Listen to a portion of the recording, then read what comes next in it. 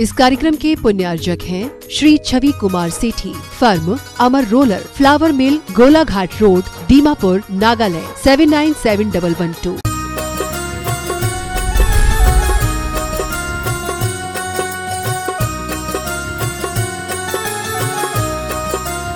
बोली विश्व वंदनीय देवादिदेव मूल नायक के खजरट सी चंदा प्रो भगवानी की जय जय जय। बोलिए परम पूज्य श्रमण संस्कृति उन्नायक आचार्य भगवंत गुरुवर श्री 108 विद्या सागर जी महामुनि राज की जय जय। बोलिए परम पूज्य शंका समाधान प्रणेता भावना योग प्रवर्तक गुणायतन प्रणेता मुनिवर श्री 108 प्रमाण सागर जी महामुनि राज की जय जय जय।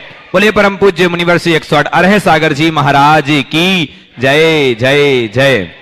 सत्य और संस्कृति का सजा ये भव्य वितान, कदम मिलाकर बढ़ चले धर्म और विज्ञान। बंधुओं, शाश्वत तीर्थराज सम्मेद शिखर की इस पावन तलहटी पर स्थित गुणायतन परिसर से मैं आप सभी का हृदय से स्वागत वंदन अभिनंदन करता हूं। जो लोग जिनवाणी चैनल, पारस चैनल, प्रमाणिक ऐप और आदिनाथ टीवी के माध्यम से घर देखे इस विश्व के लोकप्रिय कार्यक्रम शंका समाधान को देख रहे हैं, सभी का स्वागत है। बंधुओं, जैसा कि आपको विदित है, पूज्य मुनिवर प्रमाण सागर जी महाराज की वो अद्भुत परिकल्पना जो आज कुछ ही माहोपरांत वो सफलीभूत और अपने स्वरूप को धारण कर लेगी, जब लोग आकर के देखेंगे इस सम्मेद शिखर में साक्षात चतुर्थ काल का अनुभव होगा। तीर्थंकर भगवान जिनेंद्र की साक्षात दिव्य ध्वनि सुनने का ऐसा अवसर प्राप्त होगा, ऐसा अनुभव होगा आप सबको। मैं निवेदन करूंगा बंधुओं, एक ऐसी अद्भुत कृति गुणायतन, यदि आज तक आप नहीं जुड़े हैं गुणायतन से तो आज ही आप मानस बनाइएगा। जो जिनवाणी, पारस चैनल, प्रमाणिक ऐप और जो टीवी के माध्यम से प्रत्यक्ष रूप से जुड़े हुए हैं, आप सभी लोग गुणायतन की निर्माणकारी योजनाओं को जानते हुए अपने जीवन का सर्वोत्कृष्ट लगा करके साथ ही पुण्य का अर्जन कीजिए, सदस्यता हासिल कीजिएगा। साथ ही बंधुओं, जैसा कि आपको विदित है, पूज्य मुनिवर के मुखारविंद से प्रतिदिन इसी गुणायतन परिसर में शांति धारा, बीजाक्षर युक्त शांति धारा संपन्न होती है। यदि आप चाहते हैं कि आपके वैवाहिक वर्षगांठ, जन्म दिवस या किसी विशेष अवसर पर शांति धारा यहां पर संपन्न हो, तो आप एक दिन की शांति धारा, एक माह की शांति धारा और एक साल तक अनवरत रूप से शांति धारा कराने का महासौभाग्य अर्जित कर सकते हैं। साथ ही बंधुओं, जैसा कि आपको विदित है, आगामी नवंबर माह में अष्टानी का महापर्व आने वाला है। 1 से 8 नवंबर तक पूज्य गुरुदेव के मुखारविंद से होने वाला संस्कृत का मूल विधान इसी सम्मेद शिखर के परिसर में संपन्न होगा। यदि आप चाहते हैं कि आप भी इसमें सम्मिलित हों, तो आप एक जोड़े के साथ, मंडल पूरे आरक्षित हो चुके हैं, यदि एक जोड़े में के साथ आप यहां पर बैठ सकते हैं। सर्व सुविधाओं के साथ आपको ऐसा विधान करने का अवसर प्राप्त होगा। जिनका भाव बनता है तो आप जो टीवी पर नंबर चल रहे हैं उन पर संपर्क करके अपना नाम आरक्षित करा सकते हैं। बंधु, जैसा कि विदित है, प्रतिदिन लोग गुणायतन से जुड़ रहे हैं। आज भी गुणायतन से जुड़कर के जिन लोगों ने अपने सौभाग्य को जागृत किया है, उनके पुण्य की अनुमोदना करते हैं। मैं चाहूंगा आप लोगों की करतल ध्वनि उनके सम्मान में बजे। सर्वप्रथम मैं निर्माण निधि सदस्यों का नाम उद्घोषणा कर रहा हूं। यदि वो उपस्थित हैं तो अपने ही स्थान पर खड़े होकर के गुरुदेव का आशीष प्राप्त करेंगे। पलेरा टीकमगढ़ से श्री अशोक कुमार जैन, श्रीमती स्वाति जैन, समस्त परिवार। गुना से सैफाली जैन, श्रीमती आशा जैन। तालियां बजती रहें। ललितपुर से श्री अंकुर जैन, सुपुत्र संजय कुमार जैन। बड़ौदा गुजरात से श्रीमती मीना जैन, श्री अर्पित अजमेरा। सागर से श्री कमल बजाज, श्रीमती तृप्ति जैन। ललितपुर से श्री पवन कुमार जैन, वीरेंद्र जैन, दक्ष जैन सपरिवार। टीकमगढ़ से श्री उमेश कुमार जैन सपरिवार। टीकमगढ़ से सुनील कुमार जैन सपरिवार। और गौर झामर सागर से श्रीमती सुषमा राजेश जैन, नन्ही देवरी वाले। एक बार जोरदार करतल ध्वनि सभी निर्माण निधि सदस्यों के सम्मान में। इसी कड़ी में जिन्होंने आज स्वर्ण दान दिया है, ऐसे श्रावक सृष्टि कैची बीड़ी गुना से स्वर्ण की अंगूठी जिन्होंने समर्पित की है, रमेश जैन, अनीता जैन, समस्त परिवार। स्वर्ण की अंगूठी समर्पित की है पाटन जबलपुर से सविता जिनेश जैन सपरिवार। और साथ में सोने की चूड़ी 38.88 ग्राम की लगभग उसका जो वजन है, श्रीमती हीरा देवी कासलीवाल, प्रदीप जी, अभय जी, डब्बू जी, अनिल जी कासलीवाल, गया निवासी, सूरत प्रवासी। जोरदार करतल ध्वनि से इनके पुण्य की अनुमोदना करते हैं। और इनके पुण्य की अनुमोदना करते हुए आइए अब चलते हैं जिन श्रावक शिष्यों ने आज निर्माण मित्र की सदस्यता प्राप्त की है, वो यदि हमारे बीच उपस्थित हैं तो आ जाएंगे। मैं उनके सम्मान के लिए बुलाना चाहूंगा। जयपुर से श्रीमती लीलावती टोंगिया, इन्होंने निर्माण मित्र की सदस्यता प्राप्त की। यहां पर उपस्थित हैं क्या? नहीं है, जोरदार ताली बजा दीजिए इनके सम्मान के लिए। निर्माण सारथी सदस्य जबलपुर से कुमारी गाव्या जैन, सुपुत्री श्री विकास जैन, जोरदार करतल ध्वनि से इनका अभिनंदन कीजिए।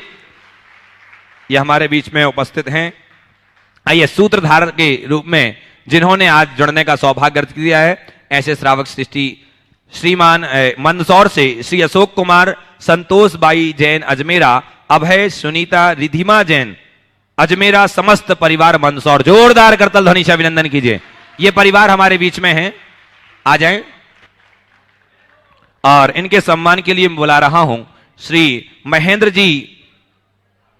जैन जी, भोपाल से हमारे बीच में हैं, और श्री अशोक सिंघई खोरई से गुणायतन ट्रस्टी, वो आएंगे और ऐसे श्रावक श्रेष्ठी का सम्मान जिन्होंने आज सूत्रधार की सदस्यता प्राप्त की है, जोरदार करतल ध्वनि से अभिनंदन। और यहां से आइए, इसी कड़ी में सागर से सूत्रधार के रूप में जिन्होंने सदस्यता प्राप्त की है, श्रीमती डॉक्टर संध्या जैन, श्री दिलीप जैन, आगम जैन, नीली जैन, समस्त परिवार, जोरदार करतल ध्वनि से अभिनंदन कीजिए। ये परिवार भी शीघ्रता से आप लोग, मैं निवेदन करूंगा वहीं से आए और सम्मान हो रहा है। और दूसरे श्रावक श्रेष्ठी श्रीमती डॉक्टर संध्या जैन, दिलीप जैन, आगम जैन, नीली जैन, सागर, और इनके सम्मान के लिए मैं बुलाना चाहूंगा श्री NL जैन साहब, गुणायतन कोषाध्यक्ष, और श्री सुनील जैन जी, CFO गुणायतन, वो आएंगे और ऐसे श्रावक सृष्टि का सम्मान करें। जोरदार करतल ध्वनि से अभिनंदन कीजिए। आइए, डॉक्टर संध्या जी, हो गया। इसी कड़ी में श्रीमती डॉक्टर संध्या जैन, दिलीप जैन, आगम जैन, नीली जैन, सागर मध्य प्रदेश से, और इनके सम्मान के लिए उपस्थित हैं NL जैन साहब, गुणायतन कोषाध्यक्ष, और साथ में सुनील जैन जी, CFO गुणायतन। इसी कड़ी में अशोकनगर से श्री धन कुमार जैन, श्रीमती इंदिरा जैन, श्री अमित कुमार जैन, श्रीमती रेखा जैन, दयाक्षी जैन, दक्ष जैन, समस्त परिवार, जोरदार करतल ध्वनि से अभिनंदन कीजिए। अशोकनगर से यह परिवार हमारे बीच यदि उपस्थित है तो मैं निवेदन करूंगा वो आए और ऐसे श्रावक सृष्टि का सम्मान के लिए, इनके लिए मैं बुलाना चाहूंगा सिद्धार्थ जी कासलीवाल, प्रशासक गुणायतन, और साथ में पंकज जी पाटौदी हमारे बीच में हैं, वो आएंगे और सम्मान करेंगे। धन्य कुमार श्रीमती इंदिरा जैन, समस्त परिवार अशोकनगर से नहीं आए, आगे आइए शीघ्रता से। साथ में उदासीन आश्रम ईश्वरी से ब्रह्मचारी पूज्य भैया जी, पूज्य झांझरी कोलकाता वाले, जो आज सूत्रधार के रूप में जुड़े हैं।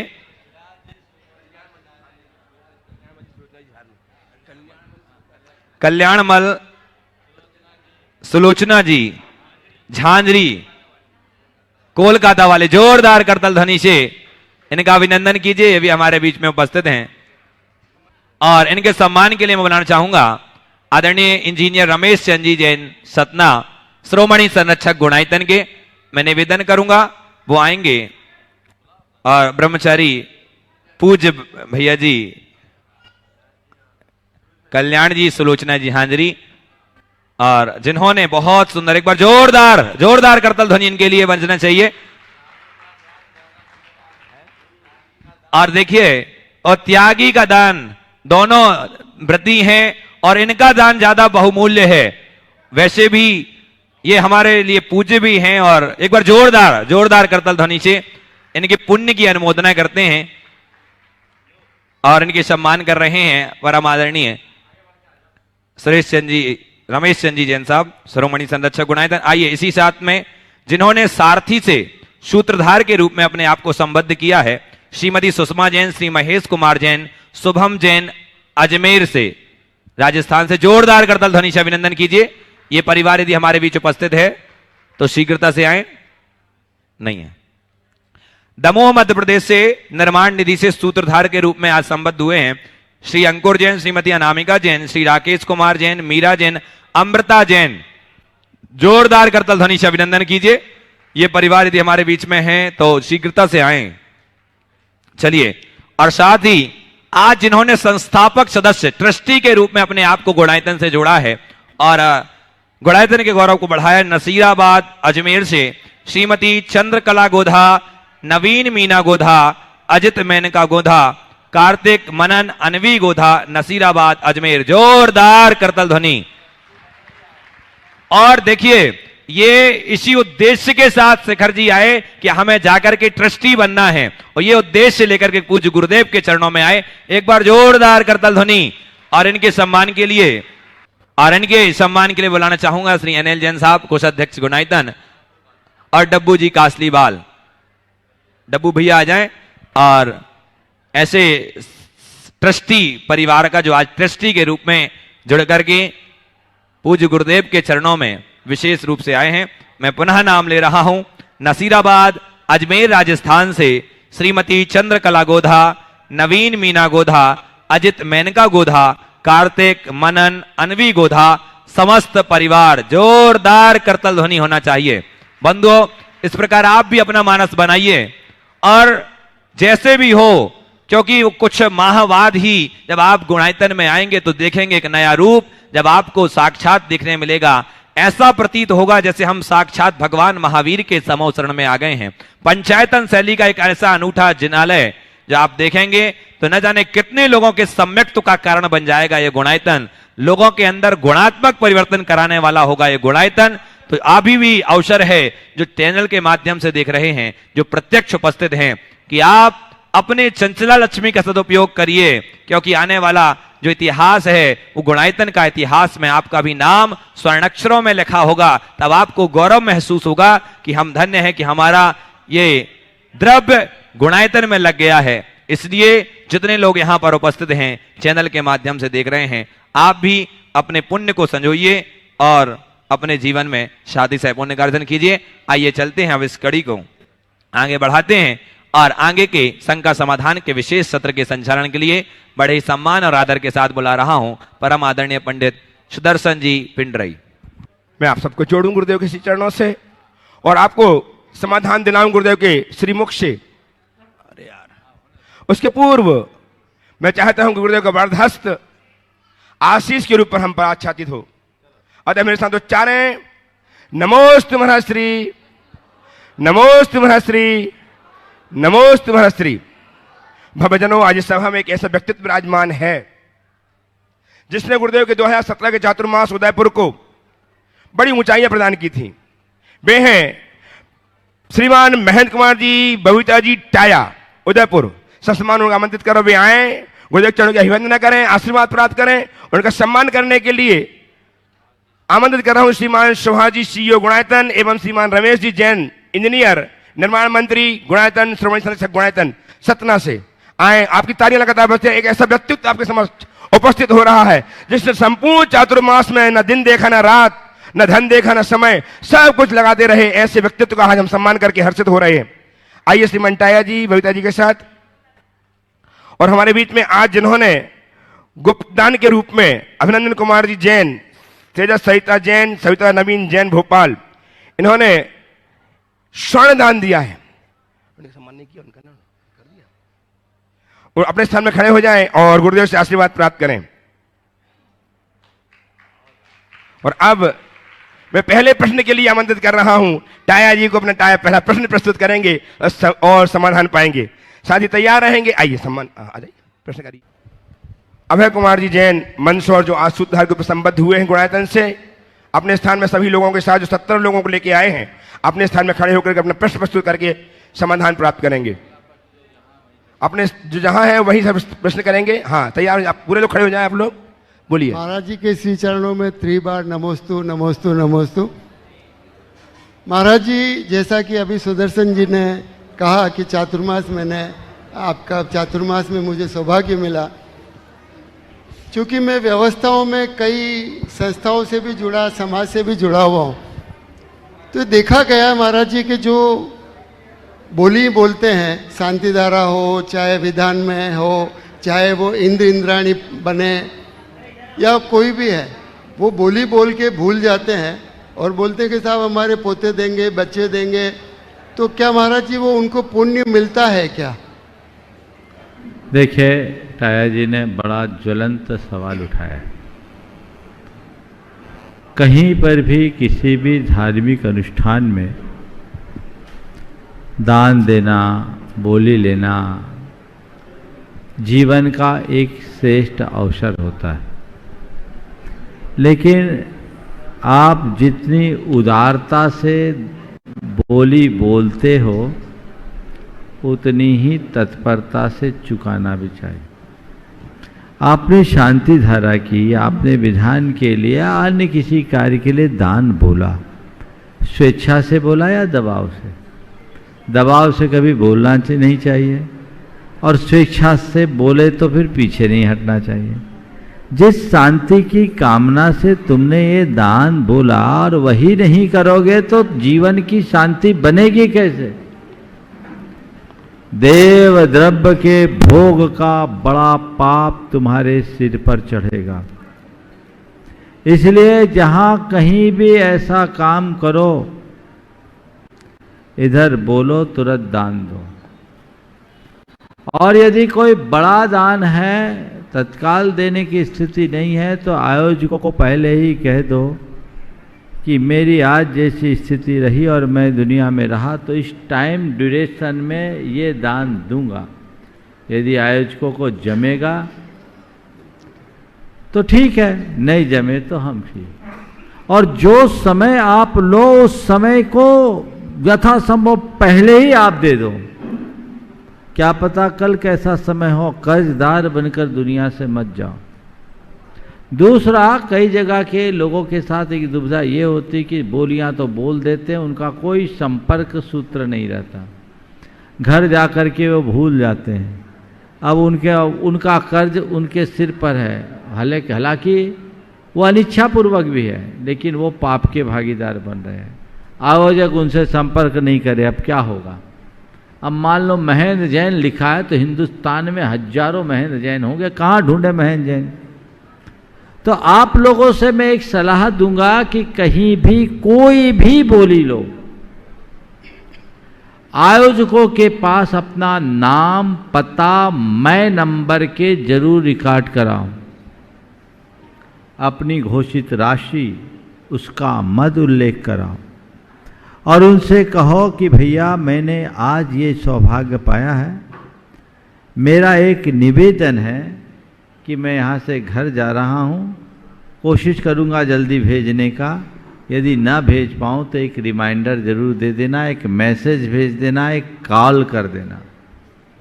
और जब कभी घर जाओ तो घर पहुंचते ही अपने परिवार के सदस्यों से कहो कि आज हम ये पुण्य लाभ लेकर आए हैं,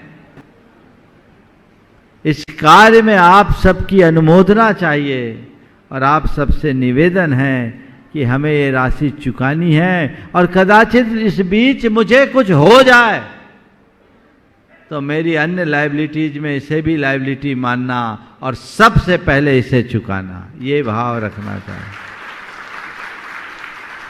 लेकिन आजकल ऐसा भाव लोगों में कम देखने को मिलता है। नतीजतन अनेक प्रकार की अव्यवस्थाएं दिखती है और वो नहीं जानते कि इसका कितना भयानक दुष्परिणाम होता है।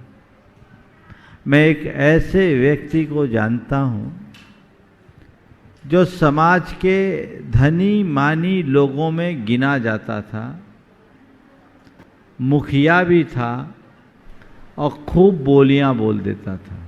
कहीं भी जाओ बोली बोलना है, लेकिन चुकाता नहीं था। धनी मानी होने के कारण लोग उस पर ज्यादा जोर भी नहीं दे पाते थे, लेकिन बोली बोल दिया, चुकाना नहीं। ठीक है, कर्ज तो अपने ऊपर चढ़ा ही रहा है। उस व्यक्ति की ऐसी दुर्दशा हुई, सुनकर आप लोगों का मन द्रवीभूत होगा। एक बेटा तो एक्सीडेंट में चला गया और पत्नी को पैरालिसिस का अटैक आ गया। व्यापार की स्थिति भी बहुत कमजोर हो गई। जब देने लायक था तो दिया नहीं, और अब देने की स्थिति नहीं, रोता है। वो आदमी अपने कई जीवन को दरिद्र बनाने का प्रबंध कर लिया। ऐसा अपने जीवन में कभी मत करना। देव द्रव्य का उपभोग, निर्माल्य का भोग जीवन में कभी मत करना। कहीं दान बोलो, पहले तय कर दो इतने दिन में देंगे, और मेरी आज जैसी पोजीशन रहेगी तब देंगे, और जितने दिन का संकल्प लो उससे पहले देने की कोशिश करो। मैं जानता हूं कि बोलियां तो लोग बढ़ चढ़ करके ले लेते हैं, पर पैसा वसूलने में आयोजकों की चप्पलें घिस जाती है। दुश्मनी हो जाती है। हाँ, दुश्मनी हो जाती, चप्पलें घिस जाते हैं। पर ऐसा अनर्थ मत करे। लोग भी क्या करेंगे, वो तो ठीक है भैया, ज्यादा है तो अपना व्यवहार नहीं बिगाड़ते। वो तुम्हें छोड़ दे, पर तुम्हारा पाप तुम्हारे सिर पर चढ़ के बोलेगा। तुम्हारे बस की नहीं थी तो तुमने लिया क्यों? तुम्हारे बस की नहीं थी तो तुमने लिया क्यों? लिया है तो चुका। अगर तुम नहीं लेते कोई दूसरा तो लेता। एक तो दूसरे का अवसर छीना और खुद दे नहीं रहे हो। अपने जीवन में ऐसा पाप कभी मत करना। आइए श्रीमान अभय कुमार जी जैन। एक सूचना महाराज जी। महाराज जी का जब चातुर्मास उदयपुर हुआ था तो आपके निर्देश से हम लोगों ने मंदिर में जो पूजन सामग्री चढ़ती है वो कबूतर और जीव दया के हिसाब से हमने दिया था, और वो अब तक वो प्रक्रिया चल रही है, वो ही चल रही है। जो हमारे सेवक है उसकी तनख्वाह हम ज़्यादा देते हैं, और वो जो है वो वापस बाजार में बिक के अपने निर्माल्य का दोष नहीं लगता। बहुत सुंदर, एक बहुत अच्छी शुरुआत उदयपुर से हुई थी। और ये बताओ कितने तोते रोज आते हैं? हाँ। तोतों का समूह आता है, बादाम भी फोड़ फोड़ के खाते हैं। ये प्रक्रिया सबको अपनाना चाहिए। बहुत बहुत आशीर्वाद। मंदसौर से श्रीमान अभय कुमार जी जैन, जिन्होंने आज शुद्धा के अपना संबंध किया। और अभिनंदन जी परिवार क्या है, आ जाइए आ जाइए आप लोग। इन्होंने आज गुणायतन के स्वर्ण कार्य के लिए सोने की चैन एवं सोने के टॉप्स प्रदान करके जीवन को धन्य किया, स्वर्णिम बनाया। हम वंदन करते हैं, अभिनंदन करते हैं। साथ ही आमंत्रित करते हैं तनका जी पाटनी गुणायतन की सृष्टि सुश्राविका तनाची से भी आए, इनका सम्मान करेंगी। इन्होंने वंदनीय कार्य किया है, हम इनका अभिनंदन कर तालियां बजाएं आप इनके सम्मान में। और उपस्थित हों श्रीमान अभय कुमार जी जैन मंदसौर अपने सारे साथियों के साथ, जो आज शुद्धा ग्रुप में संबद्ध हुए हैं। तैयार हैं सुश्री वर्तिका जैन, सुपोत्री श्रीमान सुभाष जी पूनम जी जैन, CEO गुणायतन। इनकी आज सुपोत्री ने संस्कार लिए, श्रावक के संस्कार गुरुदेव से प्राप्त किए हैं। वो तैयार रहेगी प्रश्न करने के लिए। बोलिए आप। सुभाष जी पूनम जी जैन, CEO गुणायतन, जिसने आज अपने श्राविका के गुण के व्रत प्राप्त किए हैं, आज प्रश्न प्रस्तुत कर रही हैं। तैयार रहेंगे श्रीमान रिंकेश जी अंशु जी जैन, अशोक नगर। रिंकेश जी अंशु जी जैन, अशोक नगर। श्रीमती वर्षिका है। बोलो। नमोस्तु महाराष्ट्री। महाराष्ट्री, जो आप बच्चों में संस्कार डालने के लिए माँ बाप को जरूर डालने चाहिए, वो है पाप से भय, संवेदनशीलता, धर्म के प्रति लगाव और कुल का गौरव। तो संवेदनशीलता का गुण बच्चों में कैसे जगाएं? और महाराज जी एक चीज और, कि आजकल के छोटे परिवारों में बच्चे अपनी चीजों को लेके बहुत ही पॉजिटिव हैं। अपने खिलौने, कपड़े, घर का कोई सामान दूसरे बच्चों के साथ साझा नहीं करना चाहते। तो उनको शेयर करने का गुण, साझा चीजें करने का गुण कैसे सिखाएं? नमोस्तु महाराज श्री। बहुत अच्छा। पहले तो मैं कहूँगा एक बार जोरदार करतल ध्वनि से इनका स्वागत करें। इनने अपनी बेटी को ऐसे संस्कार दिए कि बेटी ने अपने 8 वर्ष पूर्ण होने पर माँ से कहा कि मुझे महाराज जी के पास ले चलो, मुझे आहार भी देना है और जैन बनना है। इस बार ये अपनी बेटी को लेकर नहीं आई हैं, बेटी अपनी माँ को लेकर आई हैं। एकदम सही है महाराज श्री। और ये हमारी सुभाष जी की दोयती है ना। तो आज बहुत अच्छी बात है। ऐसी प्रेरणा हर माँ बाप को लेना चाहिए और बच्चों को इस तरीके से तैयार करना चाहिए ताकि बचपन से ही उनके हृदय में धर्मानुराग बना रहे।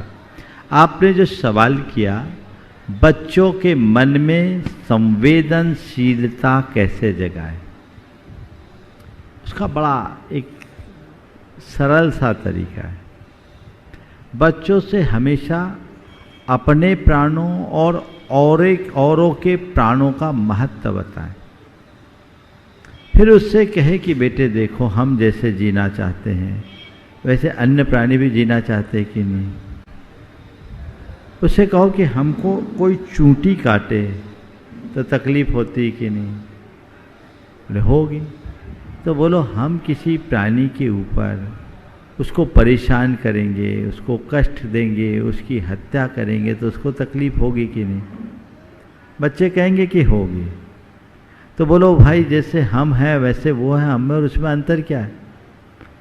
जैसे मेरी आत्मा है वैसे ही सब प्राणियों की आत्मा है। जैसे हम जीना चाहते हैं वैसे ही संसार के सब प्राणी जीना चाहते हैं। इसलिए हमारा धर्म है हम जिए और जीने दें।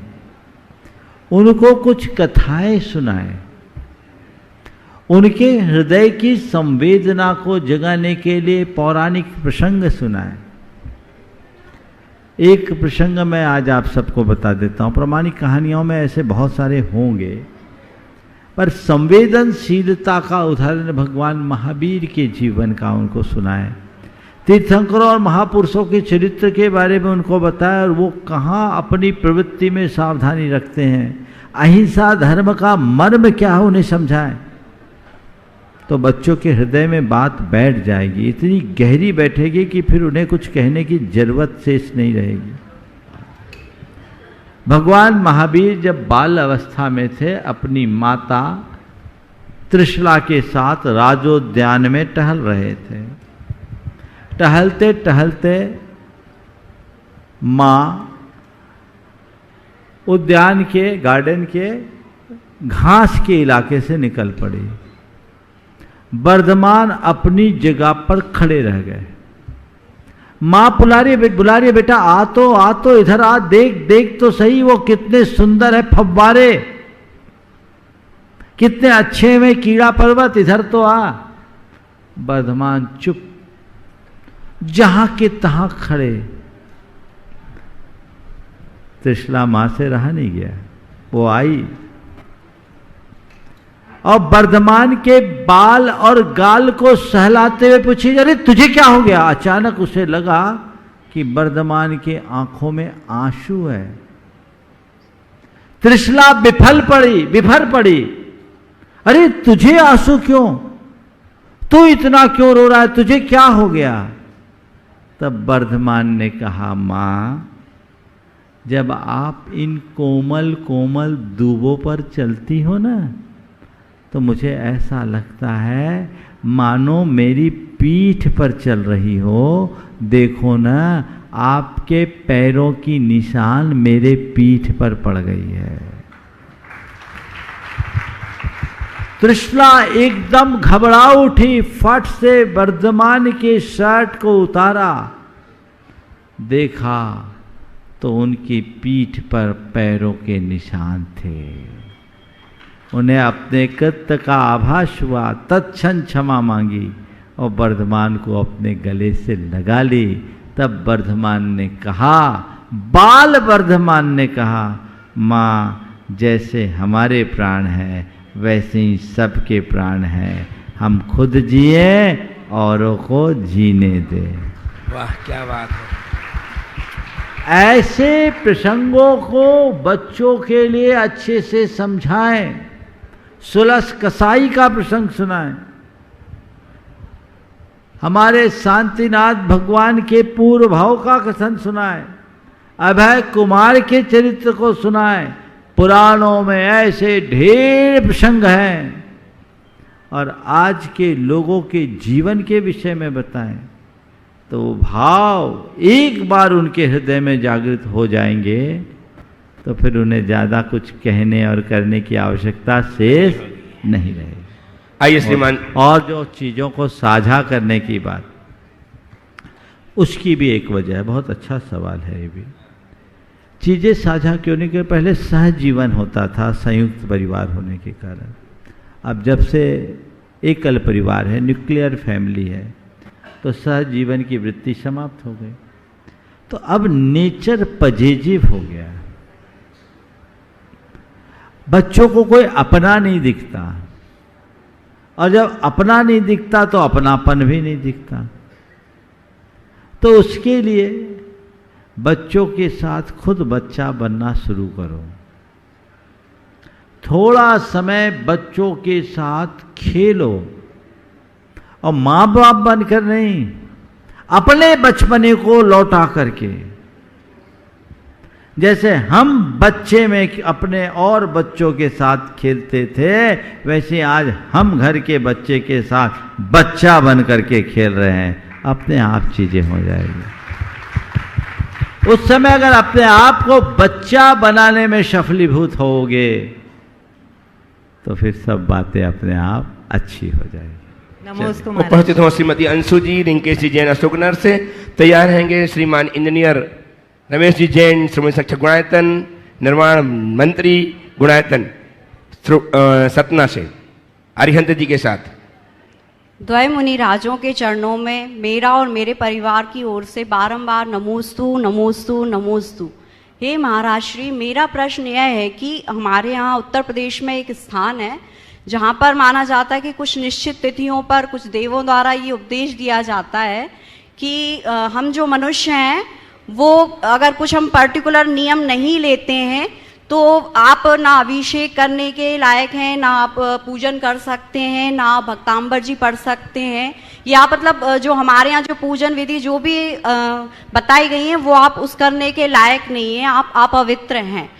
तो मेरा इसमें दो क्वेश्चन है कि महाराज जी, क्या ये आज के समय में ये पॉसिबल है कि जो ये मनुष्यों में देवताओं का जो माना जाता है कि देवता लोग आते हैं, ये क्या सही पॉसिबल है? और दूसरा प्रश्न यह है कि क्या हम सच में इतने अपवित्र हैं जो आप लोगों के द्वारा ये मार्ग बताया जाता है कि नहीं, हमारे पाप कर्म काटने के यही सब साधन है, और वही अगर हम सब छोड़ देते तो हम अपने पापों का नाश कैसे करेंगे? गुरु जी के पास एक बार एक व्यक्ति ने कहा कि महाराज जी, कुछ लोग नशा करते हैं, वो लोग भी आपके पास आ जाते हैं। नशा करते हैं, व्यसन करते हैं, वे लोग भी आपके पास आ जाते हैं, आपके इर्द गिर्द रहते हैं। कम से कम ऐसे लोग तो आपके पास ना रहे। गुरुदेव ने कहा, मरीज यदि अस्पताल में नहीं आएगा तो कहाँ जाएगा? मरीज यदि अस्पताल में नहीं आएगा तो कहाँ जाएगा? तो जहाँ तक सवाल है, व्यसनों में लिप्त लोगों को अभिषेक करना चाहिए या नहीं करना चाहिए, तो मैं इसका उत्तर यही दूंगा कि अभिषेक करने वालों को व्यसन नहीं करना चाहिए, पर व्यसन करने वालों को अभिषेक से नहीं रोकना चाहिए। महाराज जी, वहाँ के बहुत सारे फॉलोअर्स हैं। बोल तो रहा हूँ मेरी बात। आप मेरा अभिमत लेना चाह रहे हैं कि किसी और से कंपेयर कर रहे हैं? नहीं महाराज जी। मैं जो अपना अभिमत प्रकट कर रहा हूँ, आप उसे सुनिए और तय कीजिए कि मुझे क्या करना है। अभिषेक करने वाले को व्यसन नहीं करना चाहिए, व्यसन करने वाले को अभिषेक से दूर नहीं करना। उसका अभिषेक मत छुटाओ, अभिषेक में इतना लगा दो कि अपने आप उसका व्यसन छूट जाए। सकारात्मक दृष्टिकोण तो यही है। हालांकि कोई भी यदि आपको त्याग करने की प्रेरणा देता है तो ये स्वागत योग्य है। किसी भी बहाने अगर त्याग होता है तो स्वीकार कर लेना चाहिए, त्याग करना चाहिए, इसमें कोई हानि नहीं है। ये तो प्रोत्साहन के ही योग्य है। अब रहा सवाल देवी देवताओं का आने का, मुझे नहीं मालूम कहाँ कहाँ कौन कौन से देवता आते हैं, पर एक बड़ा प्रसिद्ध देवता था, उसके दरबार लगते थे। एक व्यक्ति उन्हें मेरे पास ले आया, वो आया और मेरे सामने वही करने लगा जो दरबार में दरबारियों के साथ होता है। अपना परिचय दिया, ये दिया वो दिया, बहुत सारी बातें कही। हमने तो उससे एक ही बात कही, ये बताओ तुम देव हो? बोले हैं। क्या नाम? बोला आदिनाथ देव। बोले ठीक है, आदिनाथ देव तो हमारे तीर्थंकर होते, तुम कौन हो? बोले आदिनाथ के सेवक है इसलिए आदिनाथ। बोले कौन से निकाय के हो? कुछ नहीं बोल पाया। हम बोले तुम्हारे मुकुट का चिन्ह क्या? बोले बैल है। हमने कहा वो तो अग्नि कुमार देवों का। बोले हाँ। तुक्का मार दिया उसने, जबकि ऐसा था नहीं। हम बोले ठीक। हम बोले ये बताओ, वो आंखें बंद किए हुए था। मैंने कहा मेरी मुट्ठी में क्या है? तुमको अवधि ज्ञान है ना? बोला है। बोला मेरी मुट्ठी में क्या है? मेरी मुट्ठी में क्या है? बोला आप तो ऐसे ही झूठ मूठ हाथ बंद किए हुए। और मेरे डेस्क में एक छोटा सा इरेजर था, मैंने उसको अपने हाथ में रखा था। मैंने पूछा मेरी मुट्ठी में क्या? बोला आपके यहाँ मुट्ठी में कुछ नहीं है, आप यूं ही हाथ बंद किए हुए। जो बंदा उनको लेकर आया था, मैंने हाथ खोल कर दिखाया और उससे कहा भैया जाओ, अब तुमसे बात नहीं करना। वो तमतमा गया, आप तो मेरी परीक्षा करते हैं, हम आपका नाश कर देंगे। हम बोले तेरी बस की है तो नाश कर दे, तू मेरा नाश क्या करेगा? तेरा तो नाश हो गया। डरने का क्या है? परख लो। बोलते मेरे पास अवधि ज्ञान है, देव होगा तो अवधि ज्ञान तो होगा, आगम का वचन है। बताओ मेरे जेब के नोट का नंबर क्या है? सीधी परीक्षा। अगर तेरे पास है तो मैं मानूंगा, नहीं तो इसको गप्पाष्टक समझूंगा। बुद्धि से काम लीजिए, अंधविश्वासी मत बनिए। मैं मानता हूं आगम ये कहता है देव पर काय प्रवेश कर लेते हैं, लेकिन आज तक मेरे पास जितने आए सब बकवास रहे। अब आप कहाँ की बात कर रहे वो नहीं जानता मैं, वो उधर उत्तर प्रदेश का तो कोई पाला नहीं पड़ा मेरे साथ। लेकिन आप लोग परख लीजिए, अगर लोकोपकार का कार्य हो रहा है तो बुरा नहीं है, लेकिन धर्म की क्रियाएं नहीं छूटनी चाहिए, इसका हमें ध्यान रखना। उपस्थित हों गुणात्मक श्रोमणी संरक्षक, गुणात्मक निर्माण मंत्री, प्रेमी परिवार श्रीमान इंजीनियर रमेश जी जैन एवं अरहन जी जैन बिट्टू सतनाव कटनी से। तैयार रहेंगे बाबड़िया कला भोपाल से गुणात्मक के ट्रस्टी श्रीमान महेंद्र जी जैन। और मुनिद्वय के चरणों में अनंत बार नमोस्तु। महाराज श्री सार्वजनिक मंच है, प्रश्न मेरा व्यक्तिगत हो सकता है, लेकिन मैं ये जानता हूं कि आपके मुखारबिंद से जो उत्तर प्राप्त होगा वो सर्वजन हिताय होगा। महाराज श्री मेरे छोटे बालक का पारिग्रहण संस्कार संपन्न होना है और हमारे परिवार ने और कन्या पक्ष का ऐसा निर्णय हुआ है कि इस विवाह को चक्रवर्ती विवाह के माध्यम से और चक्रवर्ती विवाह के माध्यम से संवेद शिखर जी तीर्थराज में गुड़ायतन परिसर से संपन्न करें। महाराज श्री मैं जानना ये चाहता हूं, प्रश्न मेरा ये है कि चक्रवर्ती विवाह का स्वरूप क्या होता है और इसका महत्व क्या है? कृपया मार्गदर्शन प्रदान करें। देखिए, बहुत ही अच्छी बात है कि समाज में और खासकर युवा वर्ग में एक बड़ा बदलाव हो रहा है। विवाह आदि के कार्यक्रमों में अतिरिक्त आडंबर जुड़ता जा रहा है और न केवल आडंबर अपितु अनेक प्रकार के पापाचार भी बढ़ने लगे, जिससे हमारा धर्म और हमारे संस्कार बुरी तरह प्रभावित हो रहे हैं, छिन्न भिन्न हो रहे हैं। ये बहुत अच्छा चलन हुआ पिछले 8-10 वर्षों में कि लोग चक्रवर्ती विवाह की तरफ रुझान रखे हैं। विवाह की विधि के संदर्भ में जब हम आदि पुराण को पलट कर देखते हैं तो विवाह संस्कार के संदर्भ में वहाँ उल्लिखित किया है कि विवाह कहाँ करें। आजकल डेस्टिनेशन मैरिज का चलन है, दूर जाकर लोग विवाह करते हैं, 5 स्टार होटलों में करते हैं, जहाँ आपके विवाह के कुछ घंटों पहले ही किसी की हत्या हुई हो, मांस पका हो, प्राणियों की कराह गूंजी हो, वहाँ तो नकारात्मकता होगी ही होगी। जहाँ शराब और शबाब और कबाब शब हो, वहाँ लोग विवाह करते हैं, वो विवाह योग्य स्थल ही नहीं है।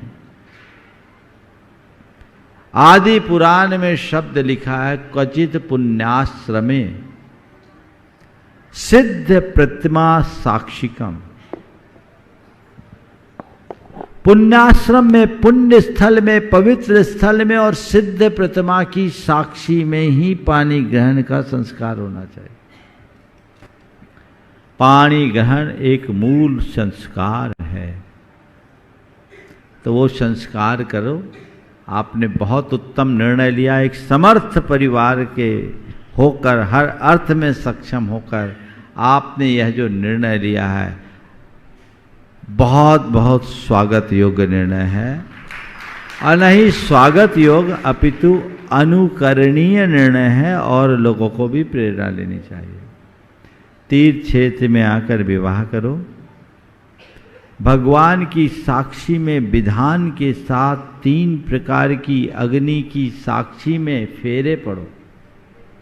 उस दिन वर वधू उपवास करे, और यदि कदाचित उपवास नहीं कर सकते तो एक आसन करे, नियम संयम के साथ रहे, सारी रीतियां जो भी है वो हमारे मुख्य रूप से भगवान की साक्षी में पानी ग्रहण का संस्कार हो, आडंबर मुक्त व्यवहार हो, और उसके उपरांत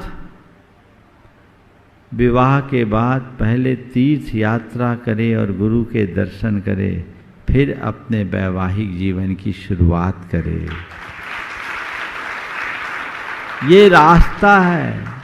और विवाह के इस अवसर पर शक्ति के अनुसार दान आदि का सत्कर्म करे, जिससे पुण्य का संचय हो।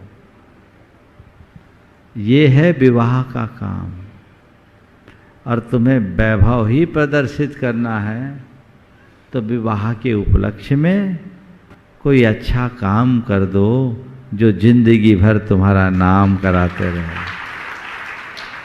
जो रुपया वेन्यू और कैटरिंग में फूंकते हो, वो रुपया किसी परमार्थ के कार्य में लगा दो, जीवन धन्य हो जाएगा। अथवा कुछ ऐसी कन्याओं के विवाह में खपा दो जो अपने स्तर पर अपनी बेटी का विवाह कराने में समर्थ नहीं। तो ये बहुत अच्छी परंपरा है। गुनायतन में विवाह संबंध मुझसे पूछा तो मैंने कहा जरूर होना चाहिए। हालांकि ये पहला पानी ग्रहण संस्कार होगा इनके बेटे का। एक और आशीर्वाद लिया है पर उनकी डेट शायद आगे है, मनोज वाकलीवाल ने। उनके बेटे का भी संबंध यही होना, वो भी दिसंबर में ही है। इसके बाद की डेट है ना? हाँ, बात की, इसके बाद की है। बहुत अच्छा, ये एक अच्छी शुरुआत है। इतने बड़े तीर्थ क्षेत्र में आएंगे, इस बहाने इतने लोगों की वंदना कराने का सौभाग्य भी तुम्हें मिलेगा। सामूहिक रूप से जब विधान करके आप पानी ग्रहण कराओगे तो तुम्हें पानी ग्रहण का महात्म्य समझ में आएगा। नहीं तो फेरों के समय में आप लोग कौन कौन से फेरे में रहते सब पता है। सबसे ज़्यादा फूहड़पना फेरे के समय होता है। ये एक प्रकार की असाधना है, इनसे बचिए। इन्हें प्रोत्साहित करना चाहिए। ऐसी मांगलिक क्रियाओं को अगर संभ्रांत घरानों के लोग भी करने लगे तो अति उत्तम होगा। देश में, पूरे देश में विभिन्न साधु संतों के सानिध्य में इस तरह के कार्य होने लगे हैं और मुझे बहुत प्रसन्नता है कि संभ्रांत घरानों ने इसकी पहल की है। और उसमें गुनायतन परिवार में, गुनायतन के शिरोमणि संरक्षक परिवार के द्वारा ये जो पहल हुई है और लोगों के लिए भी प्रेरणा बनेगी। मैं बाकी लोगों से भी कहूँगा, प्रेरणा लो और आगे बढ़ो, लोगों के बीच एक अच्छा आदर्श उपस्थित करो। बहुत बहुत आशीर्वाद। नमस्ते महाराज जी। उपस्थित हो, आप कल करना है तुम। उपस्थित हो श्रीमान महेंद्र जैन भोपाल से, ट्रस्टी गुणायतन बावड़िया कला भोपाल। और तैयार रहेंगे श्रीमान पंकज जी पाटौदी साड़म से। नमस्ते महाराज जी। महाराज जी, दान करना हमारा धर्म है, ये हम बचपन से ही सुनते आ रहे, पढ़ते आ रहे। पर एक बात और सुनते आ रहे महाराज जी कि हमें बाएं हाथ से दान करें तो दाएं हाथ को पता नहीं लगना चाहिए। पर महाराज जी, अभी ये भी हम प्रवचन में और पढ़ते हैं, सुनते हैं कि जो दान करते हैं उनकी अनुमोदना करना चाहिए, नाम भी होना चाहिए ताकि प्रभावना बढ़ती है उससे। तो महाराज जी, इन दोनों बातों में हम किस तरह अपने आप को समझाएं कि दोनों ही बातें सही है? बिल्कुल, बहुत अच्छा सवाल है। दोनों बातें सही है और अलग अलग संदर्भ में दोनों बातों का पालन करना। जब कोई व्यक्तिगत रूप से दान देने का भाव हो तो ऐसा दो कि किसी को पता न लगे, और उसके लिए मंदिर में गुप्त दान की पेटियां तो पड़ी ही रहती, या जहां भी हमको देना है दे दो। किसी की व्यक्तिगत आवश्यकता की पूर्ति के लिए भी तुम्हें कुछ देना हो तो वहाँ एक हाथ से दो, दूसरे हाथ को पता न लगे, ऐसी बात को ध्यान में रखो। लेकिन जहाँ कोई बड़ा कार्य हो, उस बड़े कार्य में जब दान देने की बात आए तो थोड़ा दिखा के दो, क्योंकि तुम्हारे दान देने से दूसरों के मन में भी दान का भाव आता है। खरबूजा खरबूजे को देखकर रंग बदलता है। तुम चुपचाप दे दिए, किसी को पता नहीं लगा, लेकिन एक ने दिया, दूसरे ने दिया, तीसरे ने दिया, चौथे ने दिया, तो पांचवा कहेगा हम भी दे दे, तो छठवा कहेगा हम पीछे क्यों रहे। तो इसमें, इस भाव से दान देने में कोई बुराई नहीं। अगर तुम्हारे अच्छे कर्म से, तुम्हारे दान से लोगों को अच्छी प्रेरणा मिलती है तो वो अनुकरणीय है। जब किसी और को प्रेरित करना हो तो इस सिद्धांत का पालन करो। आने वाली पीढ़ियों को अगर दान की प्रेरणा मिलती रहे, इस भाव से तुम कहीं नाम देते हो तो भी दान देने में कोई हानि नहीं है, दान देते रहो। समझ गए? तो जहां जैसा संदर्भ हो उसके अनुरूप कार्य। नमस्ते महाराज। आइए श्रीमान पंकज जी एवं श्रीमती नीतू जी पाटौदी साड़म से, ट्रस्टी गुणायतन। और तैयार रहेंगे जो आज आ चुके हैं, जिन्होंने अपने आप को संबोधित किया गुणायतन से, श्रीमान श्रीमती सुषमा जी, महेश कुमार जी, शुभम जी जैन अजमेर से निकट आ जाए, उनका सम्मान करके हर्षित होंगे। नमोस्तु महाराज श्री, मेरे और मेरे परिवार की तरफ से नमोस्तु नमोस्तु नमोस्तु। महाराज श्री, शरीर पर जब चोट लगती है उसको तो हम लोग सह लेते हैं, लेकिन जब श्रद्धा पर आघात लगे, श्रद्धा पर जब आघात लगे तो उससे हम लोग कैसे निकलें? शरीर के चोट को सहा जा सकता है, श्रद्धा पर लगे आघात को सहना बहुत कठिन। आपने पूछा है कि श्रद्धा पर आघात लगे तो उसे हम कैसे सहें। निश्चित ये ऐसा गंभीर सवाल है जिस पर बहुत जल्दी से उबरना कठिन होता है। लेकिन हमें कभी ऐसा कुछ हो तो बहुत व्यापकता से सोचना चाहिए, सोच को सकारात्मक बना करके चलना चाहिए, हर बात को व्यापक नज़रिए से देखना चाहिए और आघात के कारणों की तह में जाना चाहिए। कई बार ऐसा होता है कि जिसके कारण हमें आघात पहुंचा वो अवास्तविक होता है। अगर कारण अवास्तविक है तो उसका निराकरण करना, यदि परिस्थिति जन्य है तो उसकी समीक्षा करना, और अगर श्रद्धा पर आघात पहुंचा है तो अपने मन को कड़ा करने का प्रयास करें ताकि दोबारा ऐसा आघात न हो सके और अपने जीवन व्यवहार को अच्छा बनाया जा सके। रुचि जी उपस्थित हो जबलपुर से प्रश्न के साथ, और तैयार सम्मान करने के लिए सादर आमंत्रित हैं श्रीमान एनएल जैन साहब एवं श्रीमान रमेश जी जैन सतना। शीघ्र से आए सम्मान करने के लिए। सुधार श्रीमती सुषमा जी, महेश कुमार जी जैन, शुभम जैन अजमेर। सीखता की जल्दी आइए। रुचि जी आ जाएं और तैयार रहेंगी सोनल जैन, भावना योग से संबंधित जिन्होंने जो गुरुदेव के इस विषय पर पीएचडी कर रही हैं। रुचि जी आ जाएं, जबलपुर से सीखता से आए। अनिल जैन साहब, एम रमेश जी सम्मान करने के लिए साधारण मंत्री। आपकी तालियां लगातार बजते रहे। इन्होंने अपने आप को आज संबद्ध किया सूत्रधार के रूप में गुणायतन के। बहुत बहुत साधुवाद के साथ हम सम्मान कर रहे हैं। रुचि जी अपना प्रश्न प्रस्तुत करें। परम पूज्य गुरुवर 108 प्रमाण सागर जी, अरय सागर जी महाराज की जय।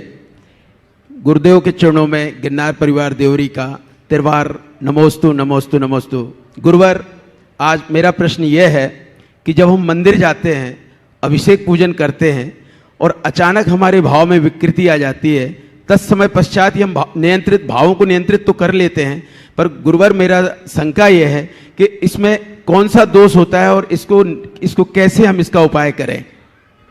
देखिए, मंदिर में यदि कदाचित ऐसे भावों में विकृति आती है तो कई बार निमित्त या संस्कारों से प्रेरित होकर आ जाती है।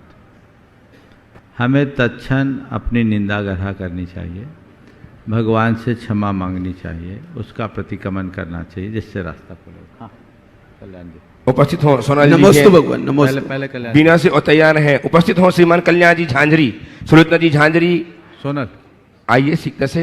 व्रती श्रावक श्रीमान कल्याण जी झांझरी, सुलोचना जी झांझरी, जल्दी आइए। हम बोल, तुम बोलो। परम पूज्य गुरुदेव के चरणों में त्रयोग पूर्वक नमोस्तु। गुरुदेव कहते हैं जब भी किसी नई रचना का निर्माण होता है, उसका कोई इनोवेशन होता है, तो उसके पीछे कोई विशेष उद्देश्य होता है, मोटिव होता है। जैसे हमारे तीर्थंकर की दिव्य ध्वनि खिड़ती है तो उसमें कोई भव्य जीव निमित्त बनते हैं, किसी शास्त्र की रचना होती है तो किसी शिष्य का निमित्त होता है। गुरुदेव, मेरा क्वेश्चन ये है कि आपके भीतर ऐसी क्या विशुद्धि का बीजारोपण हुआ जिससे भावना योग स्फुरित होकर आया, जो कि वर्तमान में एक 3D हेल्थ केयर टेक्निक के माध्यम से प्रस्तुतिकरण में आ रहा है, जिसके द्वारा माइंड, बॉडी और। तुम्हारा सवाल बहुत अच्छा है, इसको कल के लिए लंबित करते हैं, कल इस पर चर्चा करेंगे। आइए कल्याण जी झांझरी, श्रीमती सुलोचना जी झांझरी, कोलकाता प्रतिष्ठानक। और आखिरी आइए जल्दी कीजिए, बोलिए। नमोस्तु महाराज जी, नमोस्तु महाराज जी, नमोस्तु महाराज जी। महाराज जी, प्रश्न मेरा यह है कि लोक का आकार पुरुषाकार है, लोक का आकार पुरुषाकार है और तिरछा है, तो तरस नाड़ी है जो तो चौकोर है, तो ये हमको समझ में नहीं आ रहा है। लोक का आकार पुरुषाकार है, त्रसनाड़ी चौकोर है। त्रसनाड़ी लोक के बीचों बीच में अजय, जैसे पेड़ के मध्य में उसका सार होता है, तो जैसे इतना बड़ा हॉल है, हॉल का आकार आयताकार है, इसके बीच में हम वर्गाचाकार वस्तु रख सकते कि नहीं। तो लोक नीचे 7 राजू, मध्य में 5 राजू और लोक के शिखर मध्य में 1 राजू, फिर ऊपर 5 राजू और लोक के शिखर पर 1 राजू चौड़ा है, पर उत्तर दक्षिण सर्वत 7 राजू। वो एक प्रकार से आयताकार तिरछा है ना, हाँ, तो आयता बीच में, उसके बीच में एक खंबे की तरह तृष्णाड़ी। इस प्रकार आज के सत्र को परम पूज्य गुरुदेव के चरणों में नमन अर्पित करते हुए यहीं पर विराम। बोलिए परम पूज्य आचार्य गुरुवर श्री विद्यासागर जी। जय जय जय।